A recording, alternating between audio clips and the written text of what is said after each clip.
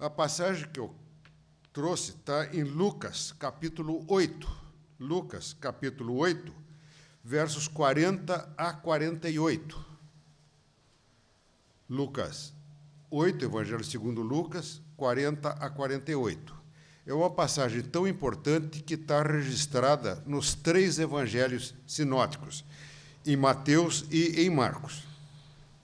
Então, eu estou lendo Lucas 8, 40 a 48. Ao regressar Jesus, a multidão o recebeu com alegria, porque todos o estavam esperando. Eis que veio um homem chamado Jairo, que era chefe da sinagoga.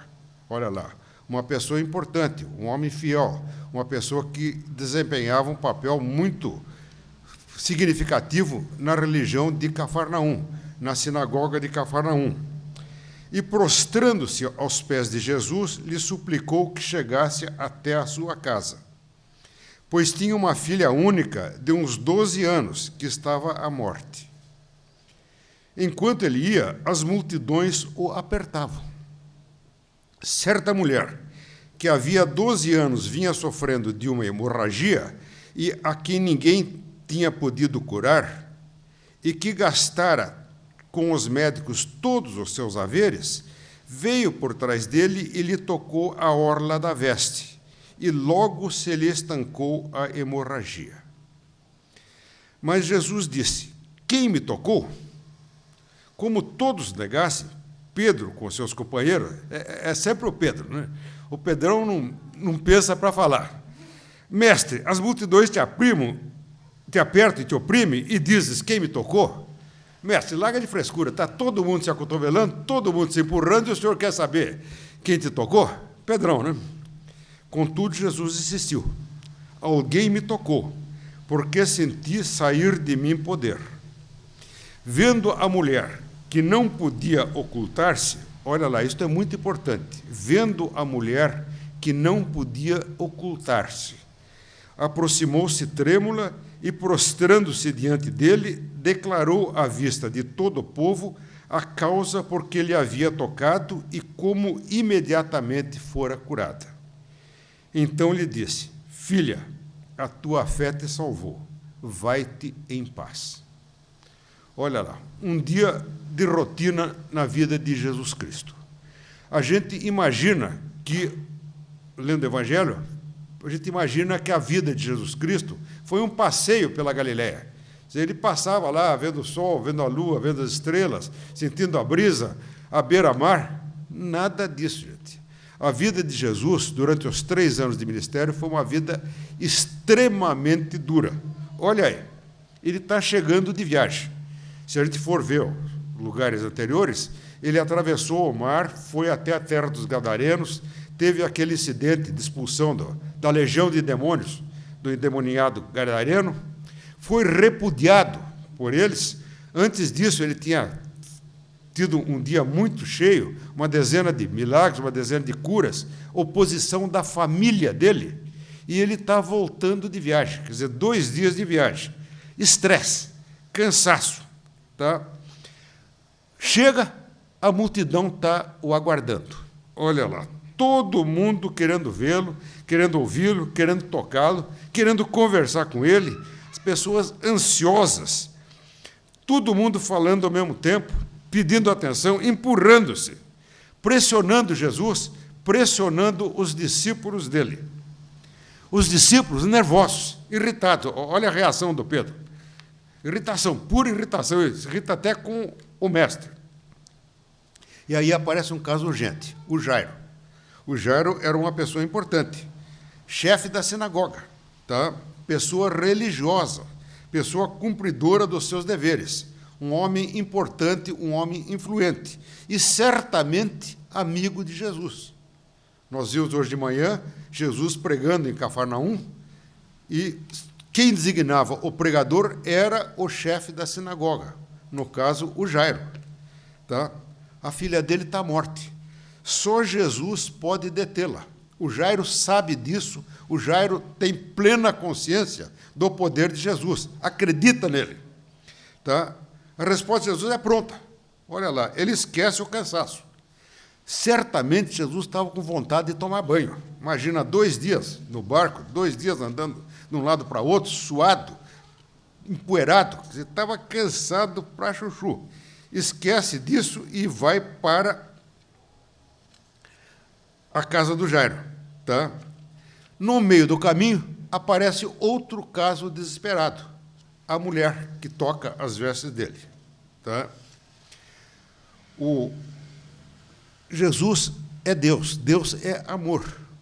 Mas a vida de Jesus foi tão dura entre nós, Lucas 9,41 tem o único desabafo que a Bíblia registra. Ó geração incrédula e perversa, até quando estarei convosco e vos sofrerei? Olha lá, Deus é santo, Jesus é Deus. Jesus estava no meio de nós, no meio de todos os nossos pecados, no meio de toda a nossa incredulidade. Nesse período aqui, o ano da oposição, ele enfrentava a falta de privacidade. Ele estava muito popular, onde ele ia, as multidões iam atrás dele. Não tinha privacidade nenhuma. A multidão pressionando o tempo todo. E na multidão não tinha só amigos, tinha os inimigos. E olha quantos inimigos, os fariseus.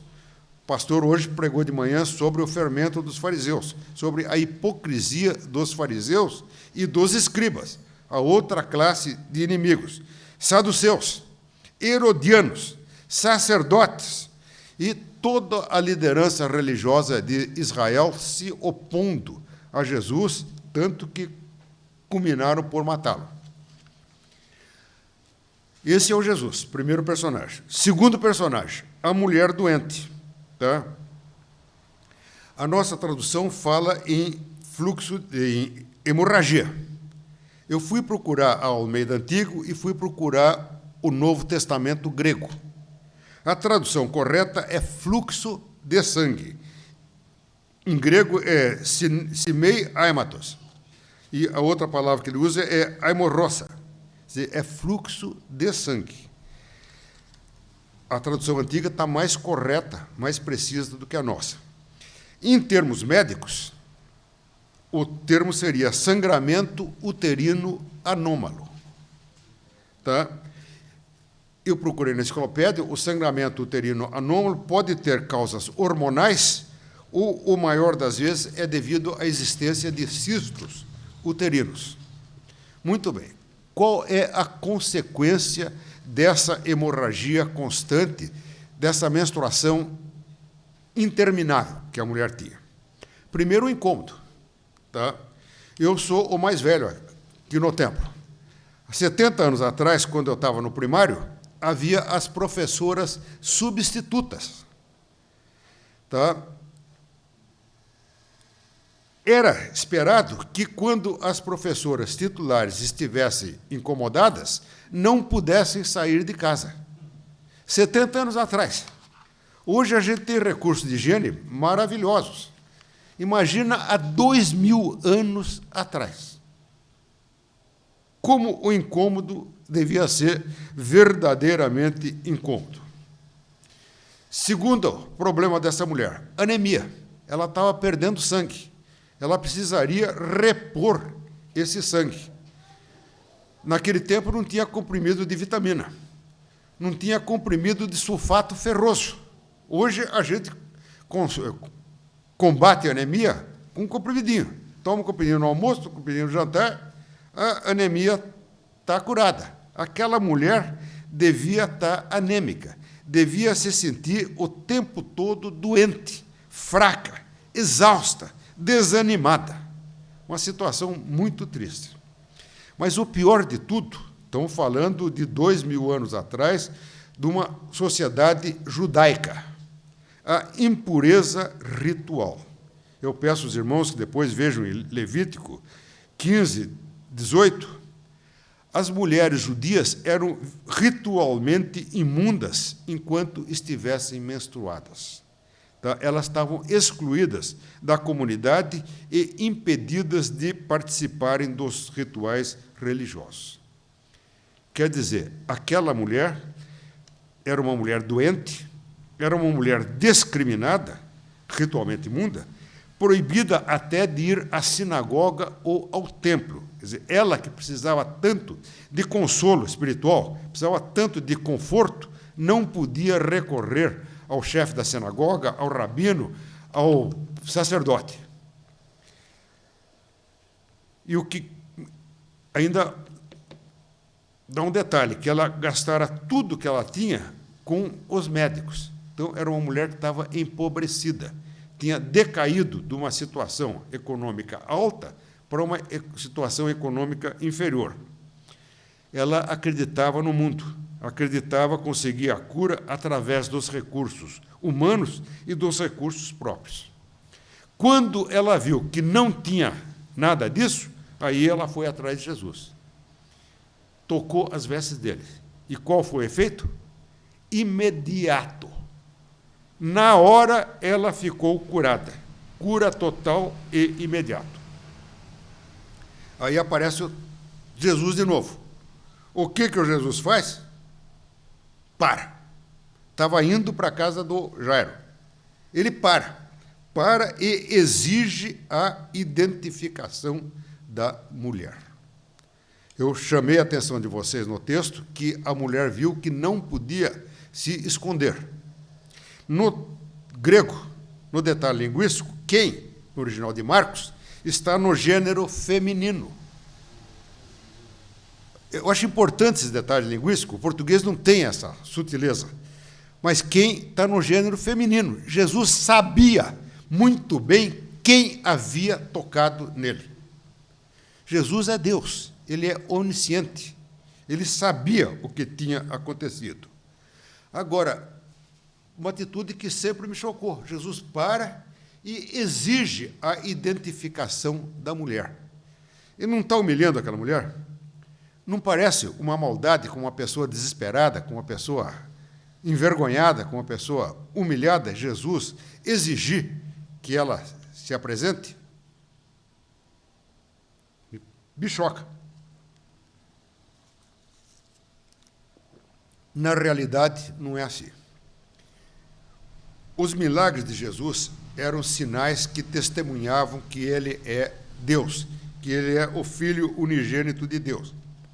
Nessa condição, ele tem poder, e apenas ele, de subverter todas as leis da natureza. Por quê? Porque ele criou essas leis.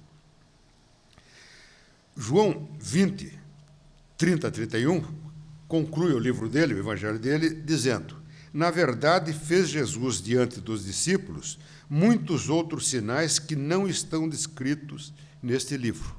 O João descreve apenas 6 milagres. Lucas descreve uma quantidade muito maior de milagres, mas João resume em 6 milagres. Estes, porém, estão registrados para que creiais que Jesus é o Cristo, o Filho de Deus, e para que, crendo, tenhais vida em seu nome. Olha lá, o João nunca usa a palavra milagres, ele usa a palavra sinais. Eram sinais de que Jesus é Deus. Tá? Eu comentei várias vezes aqui desse mesmo púlpito, quando João Batista, ele era profeta, ele tinha um conhecimento das coisas futuras, ele sabia que ia ser aprisionado e morto. Então, ele manda os discípulos dele para procurarem Jesus. Está em Lucas 7, 18, 23.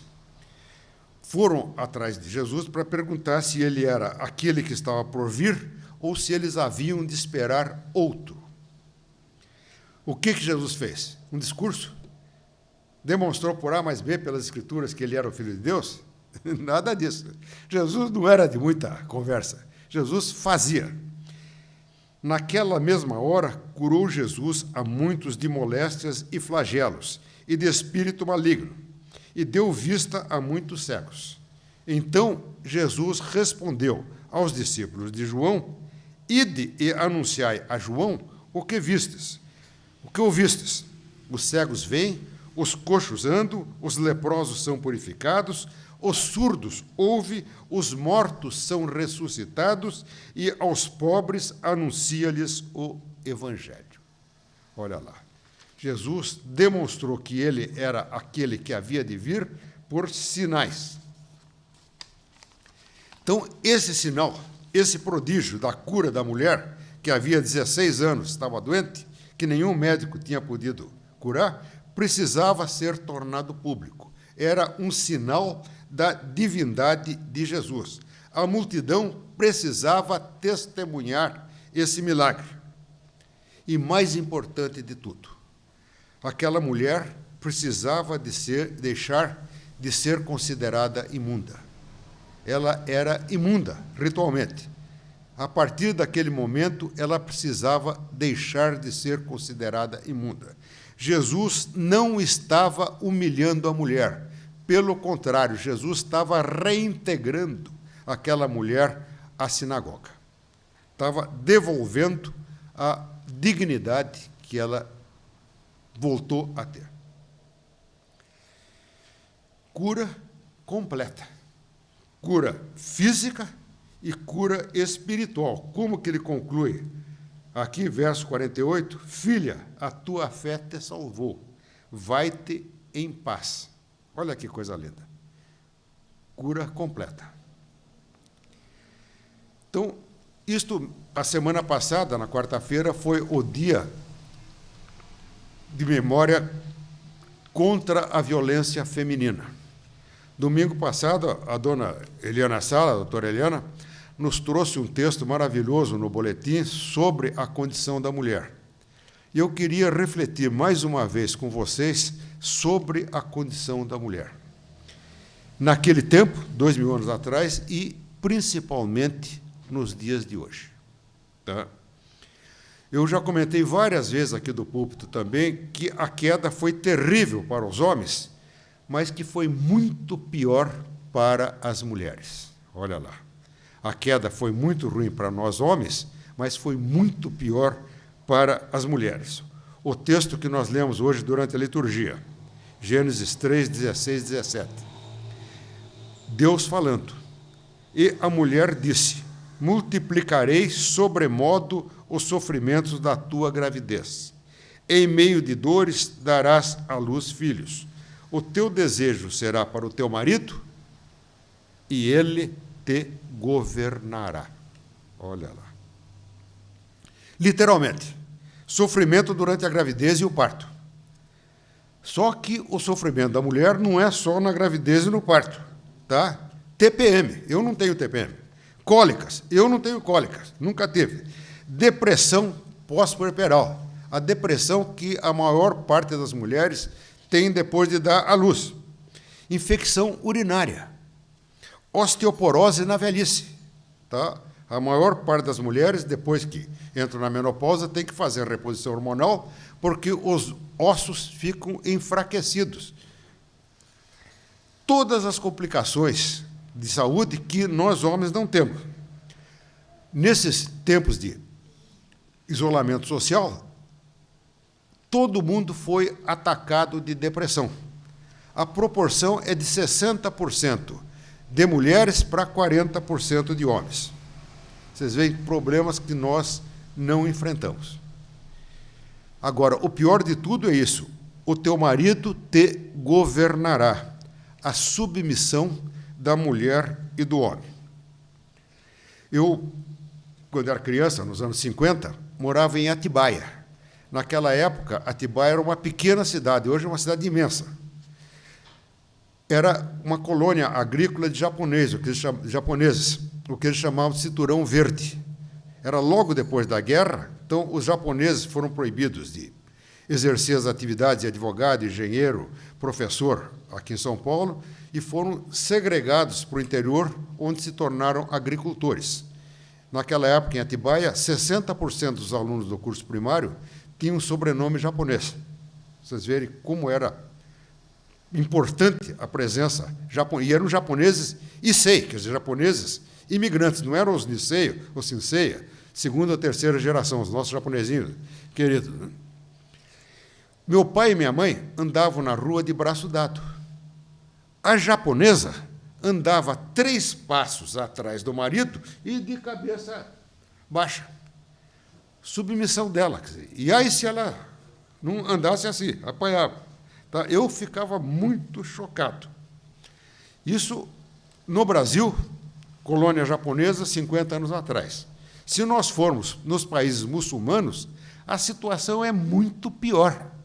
Muito pior. Burca. Imaginem vocês de burca. Vocês de véu o tempo todo. Vocês proibidas de saírem à rua sozinha. Proibidas de dirigirem um carro. Japonês, muçulmano e os índios brasileiros. Quando a Índia dá à luz, quem faz dieta, quem fica 40 dias na rede, é o marido. A coitada da Índia fica no batente. Tá? Deu à luz, está amamentando, está com todo o problema pós-puerperal e fica no batente enquanto o marido está lá, descansando. Tá? Durante o isolamento do coronavírus, a violência doméstica aumentou exponencialmente. Foi preciso criar uma delegacia especial, criar aquele negócio das mulheres marcarem o X na mão para, na farmácia, chamarem a atenção do atendente e o farmacêutico telefonar para a polícia para coibir a violência doméstica. Quer dizer, a situação é a situação criada aqui em Gênesis 3,16. Multiplicarei grandemente a tua dor e a tua concepção. Com dor terás filhos, o teu desejo será para o teu marido, e ele te dominará. Isso aqui está em Gênesis 3,16. Antes de Gênesis 3,16, a situação da Eva era igual à situação do Adão. Não havia a submissão da mulher ao marido. De novo, a tradução da Almeida Antiga, tá? Diferente da que nós lemos. Gênesis 1:27. E criou Deus o homem. Homem significa ser humano. A sua imagem, a imagem de Deus o criou. Tradução antiga. Macho e fêmea os criou. Na tradução antiga, Gênesis 2:18, fala de uma auxiliadora. Quer dizer, na tradução antiga, é de uma adjutora, que lhe seja idônea. Na tradução antiga, que esteja como diante dele. Vocês veem, a tradução antiga, eu fui conferir, eu não conferi porque é hebraico, eu não conheço hebraico, mas a tradução antiga parece dar muito mais a ideia de que o homem e a mulher, antes da queda, eram iguais. Não havia submissão nenhuma da mulher ao homem. O pecado entrou no mundo, subverteu a relação entre homem e mulher. O que Deus havia criado para ser uma relação de amor, companheirismo, apoio, amizade, parceria, passou a ser uma relação de mágoa, de dor, de humilhação, de egoísmo e de exploração. Olha lá. O que Deus havia criado para ser uma relação de amor, companheirismo, apoio, amizade e parceria, passou a ser uma relação de mágoa, de dor, de humilhação, de egoísmo e de exploração. Existe esperança de mudança, gente? Essa é a pergunta. Existe esperança de mudança? Só em Jesus Cristo. João 10:10b. Eu vim para que tenham vida e vida em abundância. Não veio para que os homens tenham vida, veio para que homens e mulheres tenham vida em abundância. Mateus 11:28-30. Muito parecido com o hino que nós cantamos. Hino foi um cântico, mas para mim é um hino que nós cantamos outro. Vinde a mim todos os que estáis cansados e oprimidos, e vos aliviarei. Tomai sobre vós o meu jugo e aprendei de mim, que sou manso e humilde de coração. E encontrareis descanso para as vossas almas, porque o meu jugo é suave e o meu fardo é leve. Isto para a mulher que vive em Jesus Cristo. muito diferente da realidade em que vive o mundo. Tá? O Nelson Rodrigues fez muito sucesso nos anos 50 com as peças de teatro. Para mim é pura pornografia, tá? Eu não vejo grande arte no Nelson Rodrigues, mas ele tem uma frase lapidar: mulher gosta mesmo é de apanhar. Tá? Ele traduz a situação da mulher no mundo. Jesus, 2000 anos atrás, restaurou a dignidade da mulher. Paulo, escrevendo aos Gálatas, é enfático, passagem que nós lemos hoje durante a liturgia, Gálatas 3, 26 e 28. Pois todos vós sois filhos de Deus, mediante a fé em Cristo Jesus. Porque todos quantos fostes batizados em Cristo, de Cristo vos revestistes. Dessarte não pode haver judeu nem grego, nem escravo nem liberto, nem homem nem mulher. Olha lá. Não pode haver nem escravo nem liberto, nem homem nem mulher, porque todos vós sois um em Cristo Jesus. Amém, meus irmãos. Então, vocês, mulheres que estão aqui, as nossas esposas, as nossas filhas, são pessoas privilegiadas. São diferentes das mulheres que estão no mundo.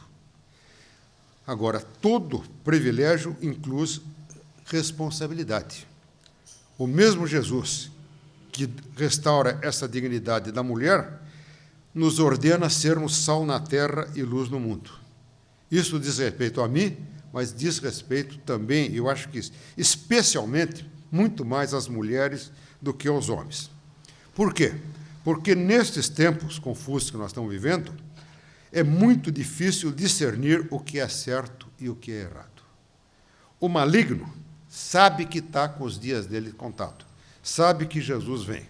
Eu gosto de falar, Maranata, vem, Senhor Jesus. Eu aguardo com impaciência a hora que o Senhor vai voltar. Satanás sabe que Jesus vai voltar, sabe que ele está condenado, mas na sua maldade, na sua malignidade, quer arrastar com ele tantas pessoas quantas ele possa. E usa a mídia para isso. Revistas, rádio, televisão, cinema, música, tudo fala de valores morais e de padrões que são completamente opostos aos padrões do reino de Deus. Consequência, fica muito difícil para nós, imagino que para as mulheres mais ainda, discernir o que é certo do que é errado. Tanta é a propaganda em torno dos valores mundanos, comentei o sucesso do Nelson Rodrigues, pornógrafo, tanto é a propaganda em torno dos valores mundanos que a gente fica confuso na hora de tomar decisões. Será que estamos sendo corretos ou será que estamos sendo apenas idiotas?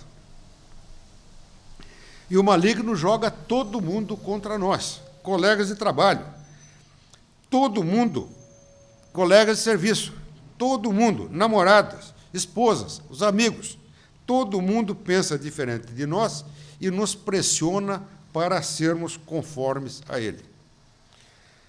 Romanos 12, 2 dá uma ordem: não vos conformeis com o mundo. Conformar significa tomar a forma. A nossa forma não tem que ser a forma do mundo, tem que ser a do reino de Deus, não do reino de Satanás. Nós temos que resistir sempre, resistir cada vez mais. O mesmo Jesus afirmou: no mundo tereis aflições, mas tende bom ânimo, eu venci o mundo. João 16, 33. Ele dá essa ordem, mas ele dá condições de cumprir. Ele mesmo promete que nenhuma tentação será maior do que a nossa capacidade de resistir a essa tentação. Mais uma vez, o privilégio de nós sermos feitos filhos de Deus. Conclusão. A mulher foi muito mais afetada pelo pecado original do que o homem. Ela foi e continua sendo degradada, oprimida e humilhada. Isto tanto nos países mais desenvolvidos como entre os povos mais primitivos. Jesus veio para nos livrar do cativeiro, do pecado e da morte. Porque Deus amou o mundo de tal maneira que deu seu Filho unigênito para que todo aquele que nele crê não pereça, mas tenha a vida eterna.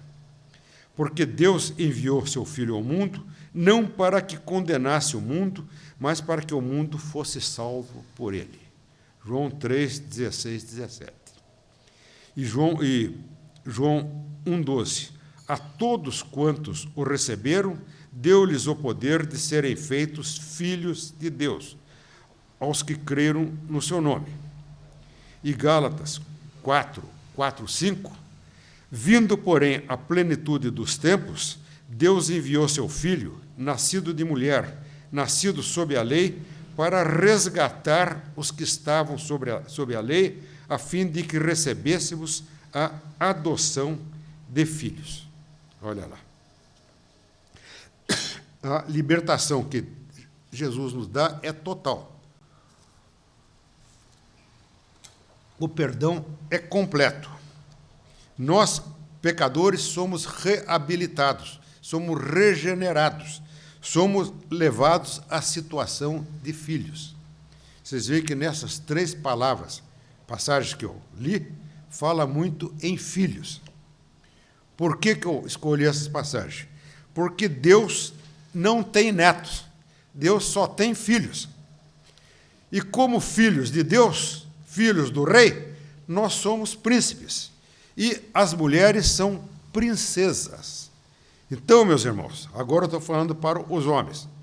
Nós temos que tratar as nossas esposas, as nossas filhas, as nossas namoradas, como princesas que elas são.